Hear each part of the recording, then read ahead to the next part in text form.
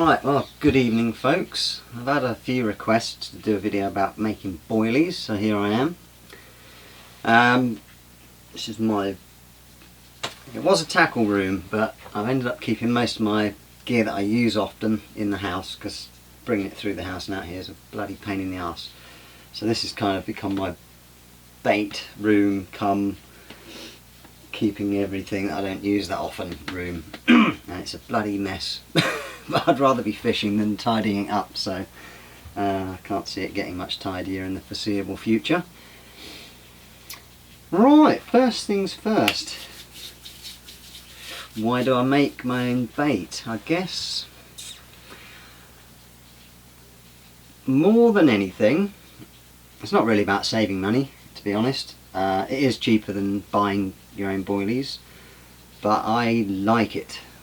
I think it's interesting. It's a very broad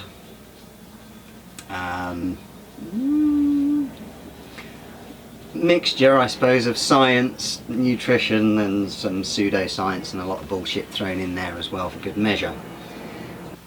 I think, you know, it's not a science, it's not an exact science. If it was, one company with a big budget would have worked out how to make the best boilie there is, and they would dominate the market and everyone would use it. It's not an exact science. I like it. It's fun. You can play around with ingredients, you can muck around, add things in, take things out. It's all about it's just mucking around, really. It's just playing, but having a tangible, useful thing at the end of your little play. And it's great to catch fish on your own baits. You know, I've sort of studied it for not even a year, learnt a lot, and made baits that I know are good, and they catch fish. Now, people may well, and I'll post the recipe up I'm going to do today, people might pick it to bits for all I know, but this will catch fish, absolutely guarantee. It's a good bait. It's got good ingredients in good proportions. It's going to be good for the fish. It's going to have things in there that attract fish, and at the end of the day, that's what bait is. It's something that the fish recognises as food and wants to eat it. Simple.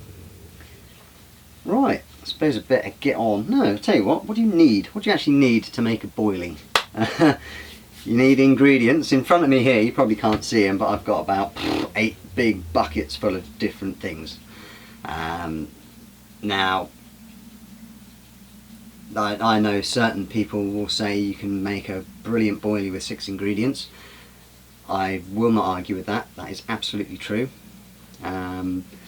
The one I've got going on here has got 12 or 13 ingredients in it. I like ingredients. It's fun. I like buying them. I like putting different things in. Whether they make the boilie better or worse, don't know, don't care. So you need some ingredients. You need rolling table. Well, rolling table. It's one of these. You can get machines. You can get fancy rolling tables. This one's about 12 quid, I think. It's Kudos that makes it. So basically, you'll squeeze out a sausage.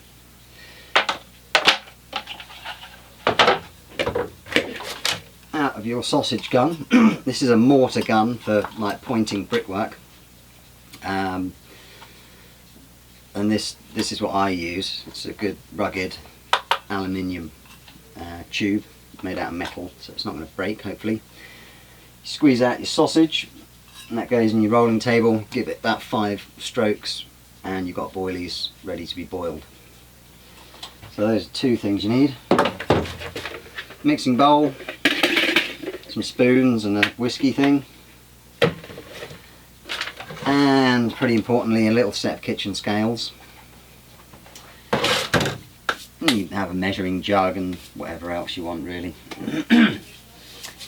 Right, let's get down to Oh, you need something to boil them in. I've got a chip fryer. You can just boil them in a pan, or you can buy a big Burko boiler like they have in a commercial kitchen. It's up to you. It depends how much bait you want to produce. You know, I tend to make usually one sort of batch, which is about 1.5 kilos, maybe 2 at a time. So that's sort of 3 kilos. Right, what goes into boilies? Protein. Now, protein comes in various different forms. Very popular and successful ones that work are fish meals, and within that, I suppose you call them meat meals if you like. You got various different types of fish meals, krill meal, squid meal. You can even get like various types of bone meal and feather meal, and other things aren't quite as popular. The other main protein group would be sort of milk derivatives. They're quite expensive, but they can be used instead of fish meals for your protein content. And you got binders. They're kind of what hold it together. Things like semolina, soya, micronised wheat, various types of bird food. And then another part of boilies is to kind of give them their individual characteristic, if you like. I don't know what you'd call them. They're solubles, textures, attractors, and just whatever. And then the final sort of composition of a boilie is going to be the liquids. That's your eggs, and then any liquid additives and liquid foods you want to put in. Now I'm quite a big fan of liquid foods. They are essentially proteins that have been partially broken down by a sort of enzyme process. I think you can actually get them as well by mechanical processes as well. I'm not too sure about that. So I'll tell you what I've got here. I've got hydro fish, hydro krill, hydro liver. I've got molasses, I've got hydro wheat, and I've got corn steep liquor. Now personally, I think they're much more important than flavours. I do have flavours, but I don't really have any faith in them at all. I don't think they particularly do much. I've got sort of maybe a dozen different ones here. I'd be quite happy to use a boilie without them in. I just put them in because why not? I've got them. There you go. Right, I shall start gathering together some ingredients and get on with it, I suppose. I forgot to tell you that I'm making a Fishmeal squid boilie today. What I normally do is I mix up a whole load of base mix, probably like an entire one of these full, which is like 10 kilograms or something of dry mix. And then I can add a bit of this or a bit of that. But for today I'm actually going to make something up from scratch. So I don't know what you call it. It will be a Fishmeal squid boilie. I'll put the ingredients and everything below if you want to have a look. Copy it if you want, I don't care. And right, let's get on with it. First things first, I'm going to weigh out all my ingredients dry and mix them up. I'm not going to film that because it's boring. Right, well that's all the jolly old powders and dry ingredients in there. I'm going to mix them up fairly thoroughly, and then I'll get on with preparing the liquid. Okie dokie, well I've got all my liquids in there. I've got 7 eggs. We'll see how that goes. And the liquids total 170 ml. And I've just got 3 ml of some old Nash squid flavour and 3 ml of cream flavour. So that's a creamy squid flavour, smell, whatever. There you go. Right, I'm going to whisk them up and then add in the dry ingredients to that. There is the dough ready for rolling. That consistency is kind of like, well, dough basically, Play-Doh-ish. You want it so it's, you know, quite pliable but won't stick to your hands. If it's sticking to your hands, just add a little bit more of the powdered ingredients to it. That ended up being 8 eggs, which is probably what I should have done in the first place, because I didn't realise I'd bought small eggs rather than medium. Anyway, here's the table. What I'm going to do with the table, so I'm just going to oil it slightly. So I have this old sock that I found on the floor, and I've put some hemp oil on there, and I'm just going to run it down. Oops, camera works a bit special.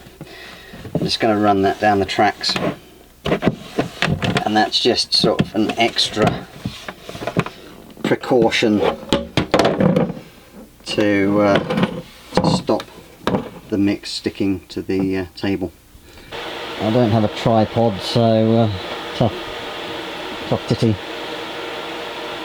Right, that'll have to do. You can sort of see me.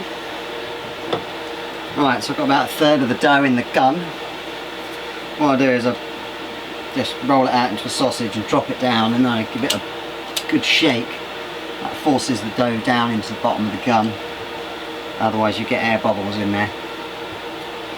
And then I just press the nozzle down on the top of the fridge here and give it a few more pumps till it's feeling solid, and there's a bit of mix actually coming out the bottom there.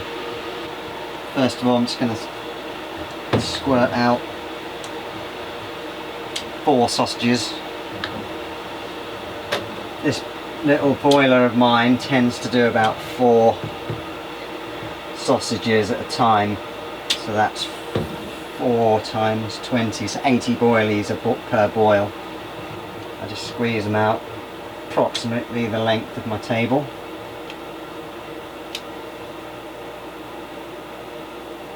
It's actually quite a sticky mix, this one. I don't know why that is. Might just be it's a little bit wet, and it will probably dry up slightly as we progress.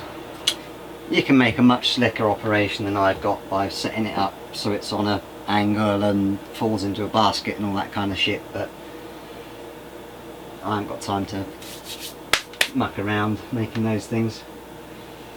I don't use or make enough boilies to warrant it, really. If I was caning loads and loads of boilies, really going through them, then I'd probably set it up, but I'd much rather be on the bank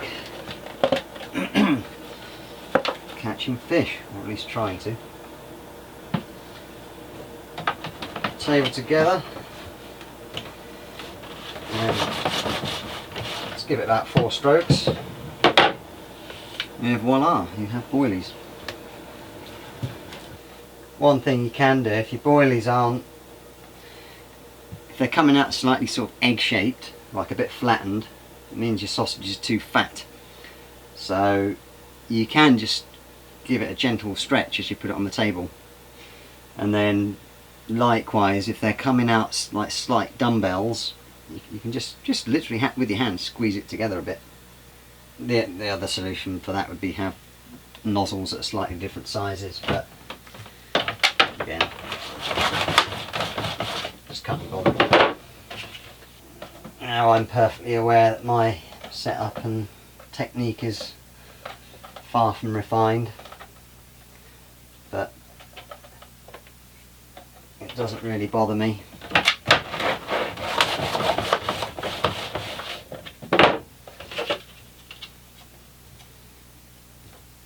I'm sure some people are watching this and thinking, what the fuck is he what the fuck's he doing?